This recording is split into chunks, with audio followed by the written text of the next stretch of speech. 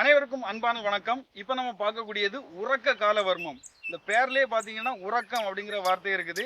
இதை நம்ம சரியான அழுத்தத்துல, அதாவது அரை மாத்திரை அளவுக்கு அழுத்தத்துல இயக்கணும் அப்படின்னு சொன்னா சிறப்பான ஒரு தூக்கம், ஆழ்ந்த தூக்கம் வரும். நல்ல ஒரு அருமையான, எந்த ஒரு இடையூறும் இல்லாத ஒரு சூப்பரான ஒரு தூக்கம் கிடைக்கும்.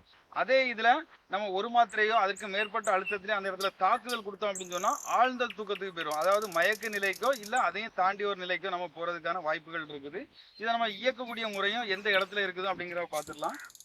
நம்ம கீழ் தாடை பகுதி இதுல டேன் ஆகுது. இதுல திரும்புது. இந்த திரும்பக்கூடிய இந்த முனைப்பகுதியில இருந்து ஒரு விரல் அளவுக்கு முன்பக்கம், இந்த தாடை எலும்புக்கு உள்பக்கம், அதாவது இந்த கழுத்துக்கும் இந்த தாடை எலும்புக்கும் இடைப்பட்ட பகுதி, இந்த இடத்துல இருக்கக்கூடியதுதான் உறக்க காலம்.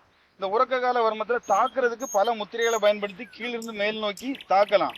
அதை நம்ம தூக்கத்துக்கு தேவையான இயக்கு முறையாக செய்யும் போது நம்ம இந்த 4 விரல்களையும் தாடைக்கு அடிப்பக்கமாக வைத்து ஒரு கால் மாத்திரை அல்லது அரை மாத்திரை அளவுக்கு அழுத்தம் கொடுத்து இதை முன்னோக்கி நீவி விட்டா போதுமானது.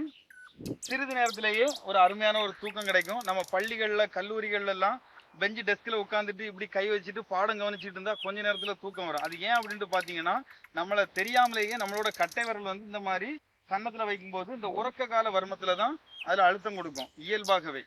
அது கொஞ்ச நேரத்துல நம்ம நாடியில கை வச்சுட்டு இருக்கும்போது கொட்டாய் வரும், அதுக்கப்புறம் தூக்கம் வரும். இந்த மாதிரியான ஒரு சூழல்ல இருக்கும்.